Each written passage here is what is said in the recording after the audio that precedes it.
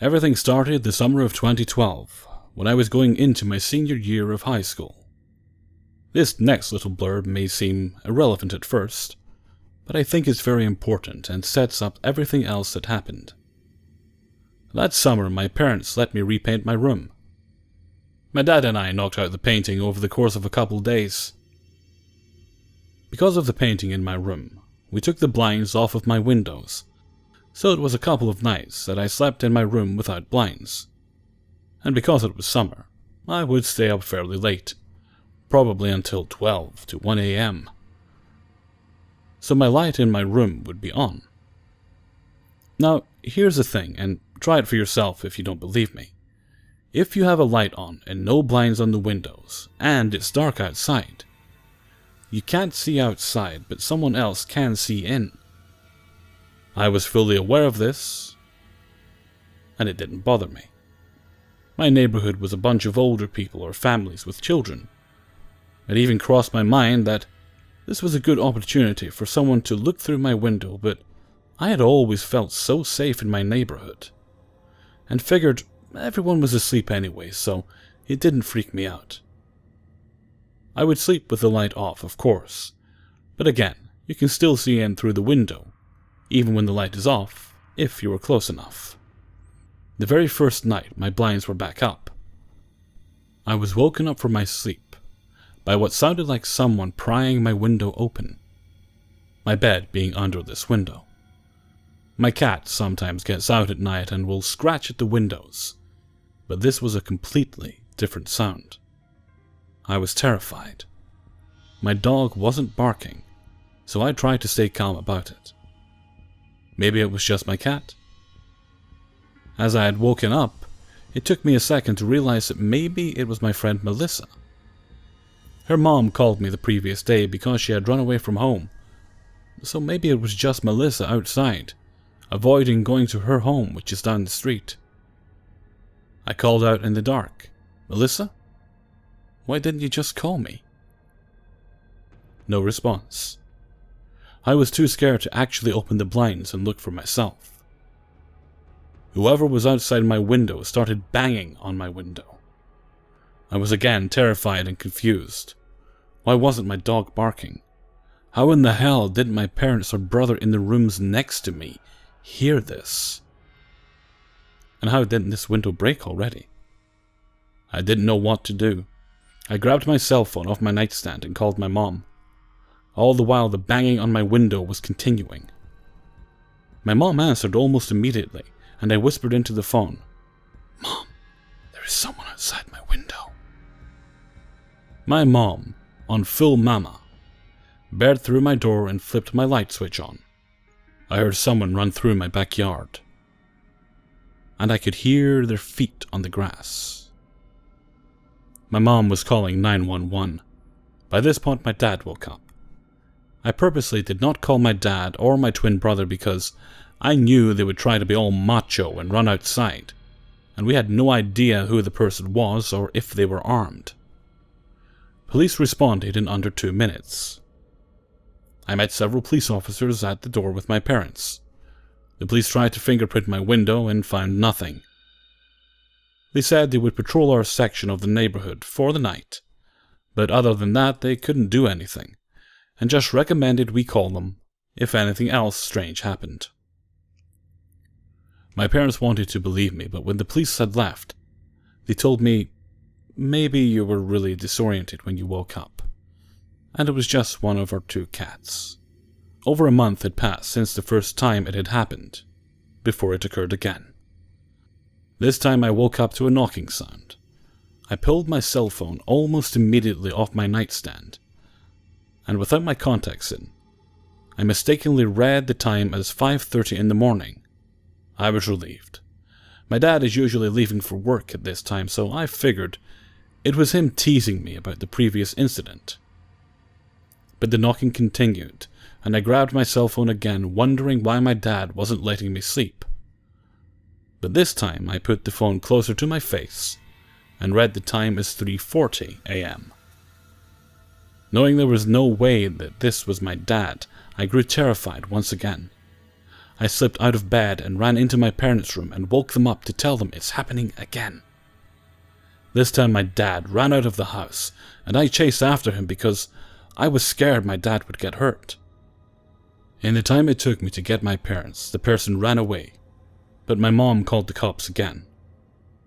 And same thing as the first time. The police tried to fingerprint my window and didn't find anything. Nothing happened until school started in late August. The same window knocking thing happened. Similarly, as the last 2 times, the police found no fingerprints on my window.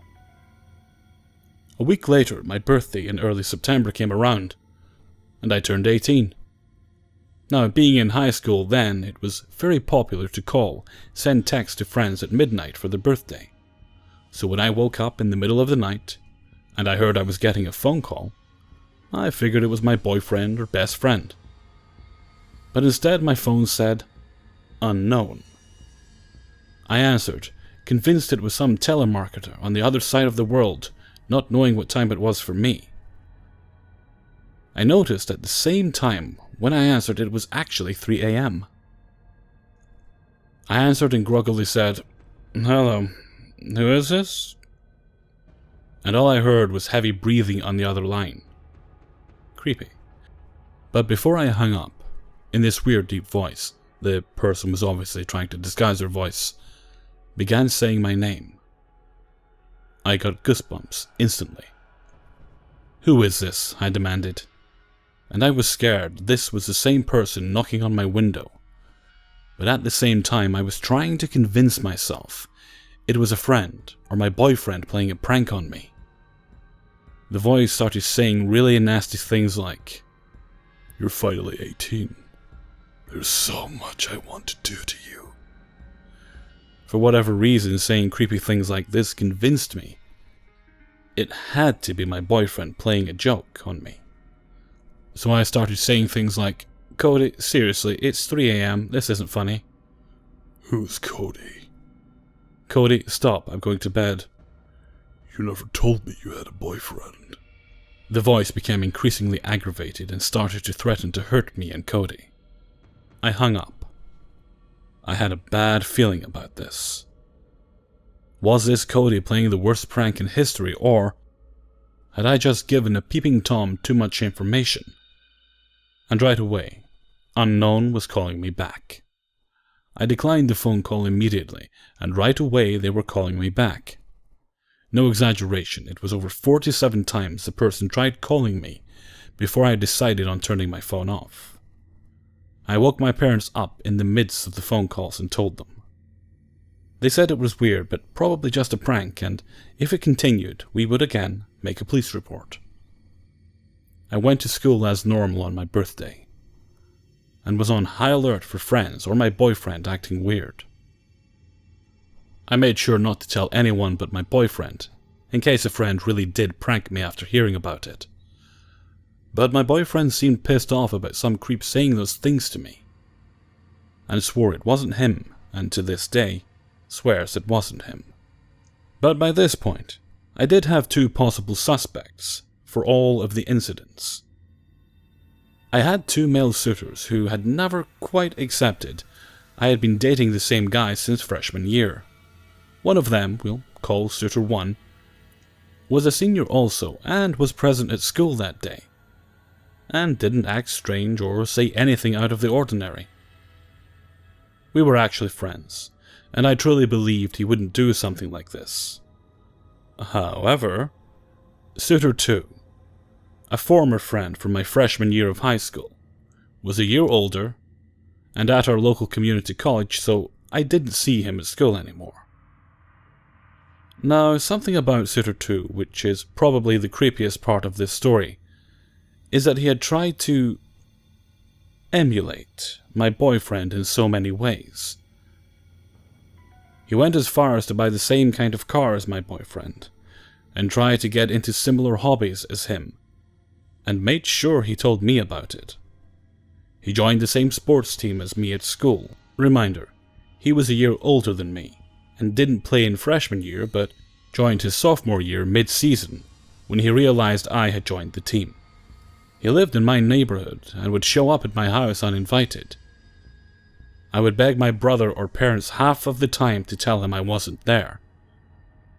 He dated one of my closest friends, even though he would openly tell her that he still had feelings for me.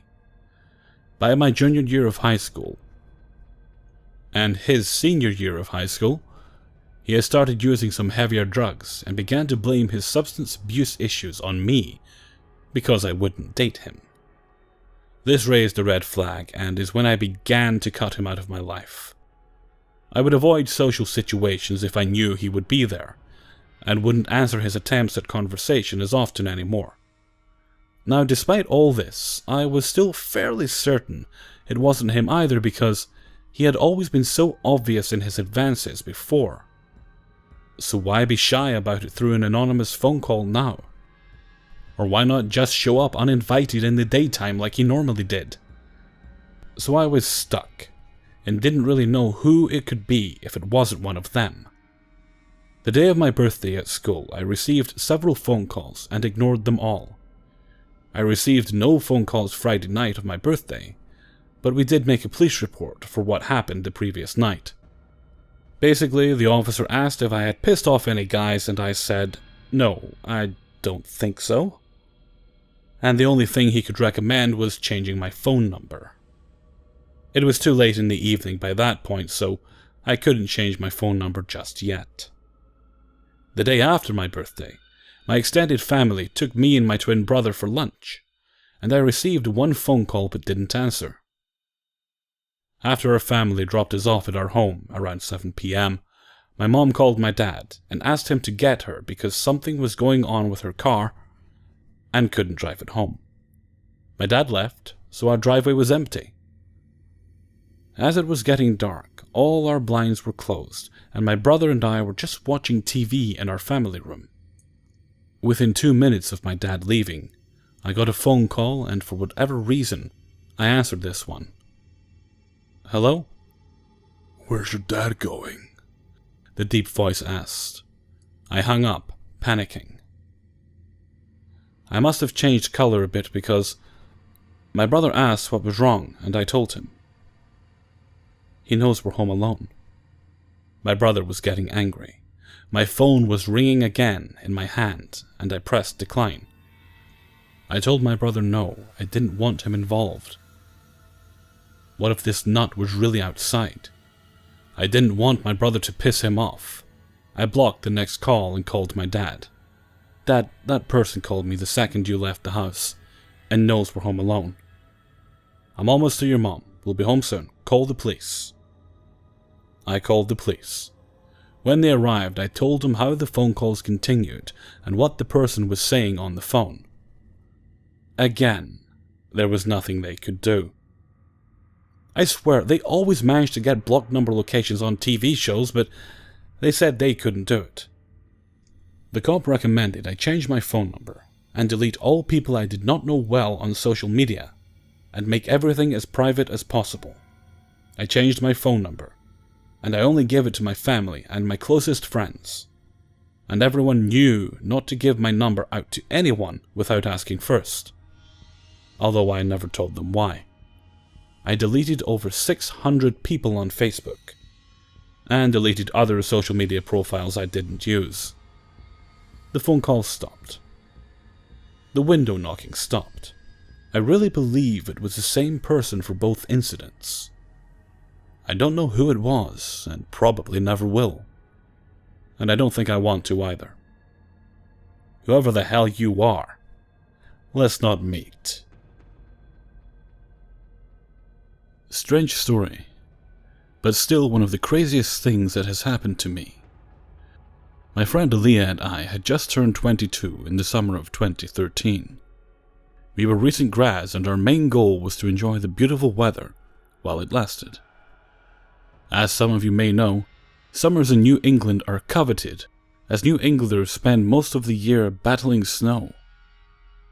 One day in July, we planned a trip to Nantasket Beach to kill time and get a tan before we went out that night.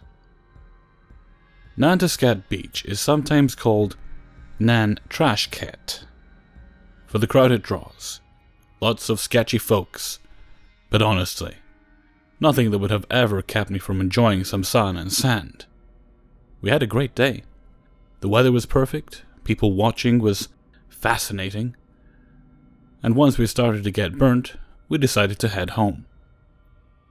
It was around 6 p.m. when we started packing up, and I noticed that the beach had cleared out for the most part. I parked my car at the far end of one of the beach parking lots, and in order to get back, we had to walk about a quarter of a mile. Additionally, we'd brought a cooler, 2 chairs, 2 towels, and a bag of sunblock magazines with us. So our hands were mostly full as we made the trek back to my Jeep. We were about 50 feet or so from the car when an old, scraggly man came out of nowhere and started following us. He was extremely weathered looking and his white hair was long and stringy. Again, I was familiar enough with Nantucket to know that there were some weirdos that lurk around at night, so my initial observation was that he was an old cook who wanted some attention. He caught up with us quickly enough and started asking us about Paragon Park. Although I've lived in Massachusetts my entire life, I'd never heard of Paragon Park, and had no idea what he was talking about. I knew that there was an old carousel nearby, so I asked him if that's where he was going. He insisted that he was going to Paragon Park to meet a friend and that he was late. He went on to say that he was lost and his phone wasn't working. I started to get uneasy as he would not leave us alone, and there were only a couple of other cars in the lot.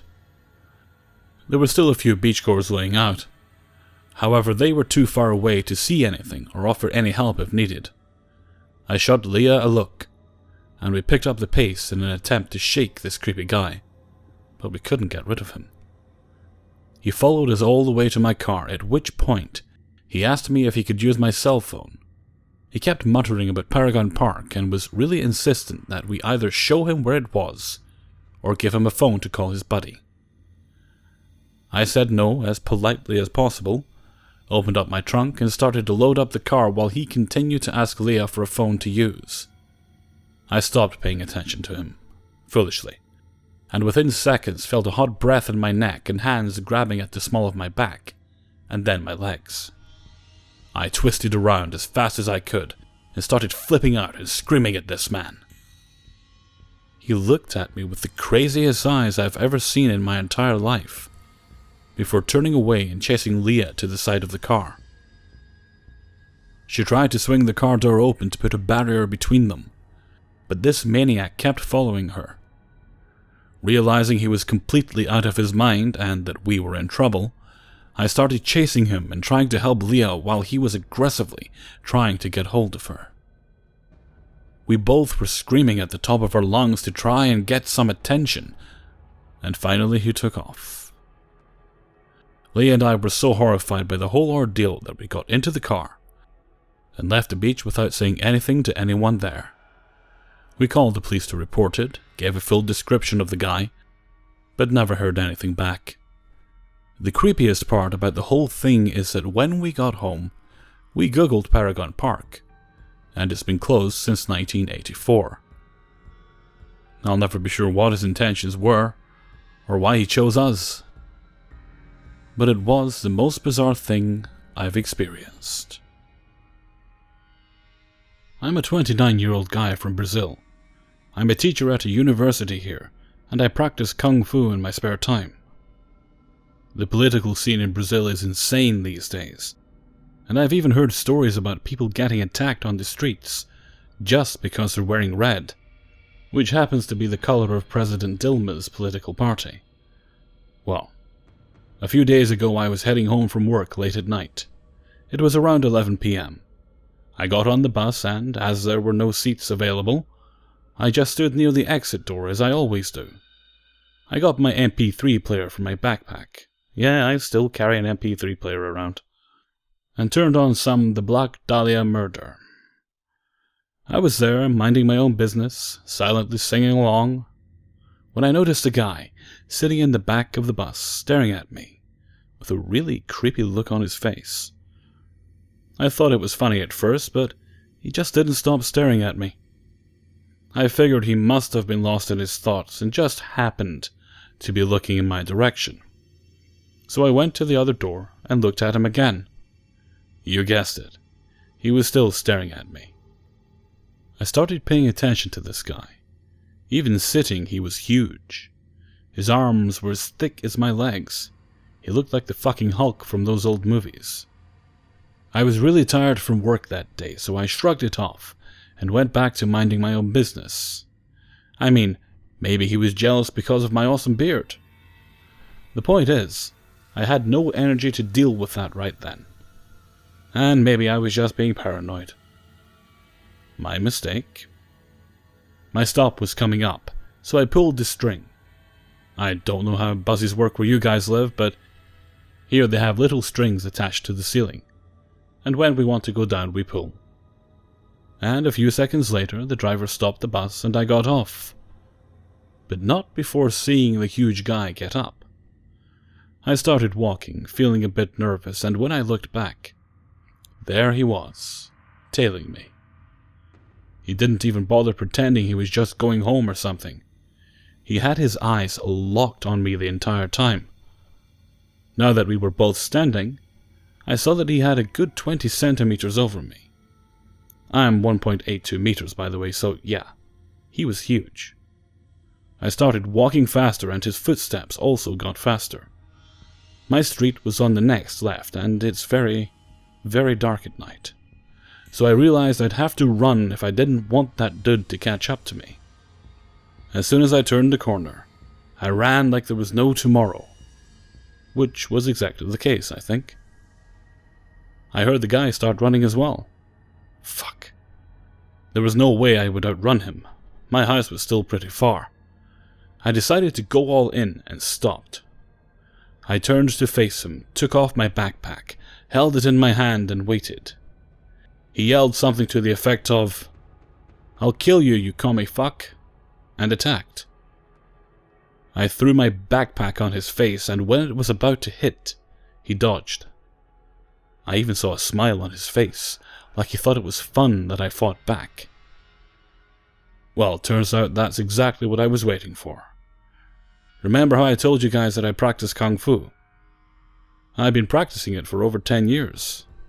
When he dodged the backpack, my right foot was waiting to meet his jaw. It was only for a fraction of a second, but I saw his smile turn to a "what the fuck" expression as my foot touched his face. His eyes rolled up, and he dropped to the sidewalk. I grabbed my backpack, and before booking it to my house, I saw a shiny object sticking out of his pocket. A knife. Fuck. This guy wanted to do some serious damage. And all of that because I have a big beard and was wearing a red shirt. If it weren't for my passion for martial arts, I'd never seen my wife and kids again. I won't lie to you and say that I had it all under control, that it was okay and that I didn't feel scared. I was scared as fuck. By the time I got home, my legs were shaking so bad, I had to ask my wife to help me to the nearest chair. She asked what was going on, and I told her. We called the police, but the guy was already gone when they arrived. We are moving to a new place in a few days. After all, he followed me to my street and could be looking for me. Good part is, my wife always nagged me for doing my kung fu. After what happened, she ordered me to keep practicing, and is thinking of joining, as well as bringing the kids along. At least something good came out of it. Hey everyone, Hellfreezer here, and thank you very much for listening to True Scary Stories, episode 60. I want to thank you all for all the kind words and the feedback you gave me on the extra long video I uploaded. Seeing that kind of thing really makes the work worthwhile. Now, I'm probably going to do another one, but I think 30 stories is a good length. Wouldn't make it any longer than that. What the plan is that I'll start gathering stories and recording them as and when I get them. That way, I just need to hit save when it's time to upload it. At least that's the plan. We'll see how it works out, because it never really seems to go that way for me. I procrastinate too much. Okay, let me think. What's the game plan for the rest of the week? Well, True Scary Stories today, obviously. That's what you just listened to. Paranormal on Thursday and Subscriber Stories on Friday. Unless I swap those about, but that's what will be on those 2 days. And Saturday I haven't decided yet. But there will be something up. Okay, so I've got a few days holiday left before I have to go back to work. If I go back, probably will, but it's nice to entertain the thought that I want. So I'll probably knock Thursdays and Fridays videos out together and clear a couple of days where I can just be a lazy sod. Okay. Until next time. Thank you very much for listening, and take very good care of yourselves.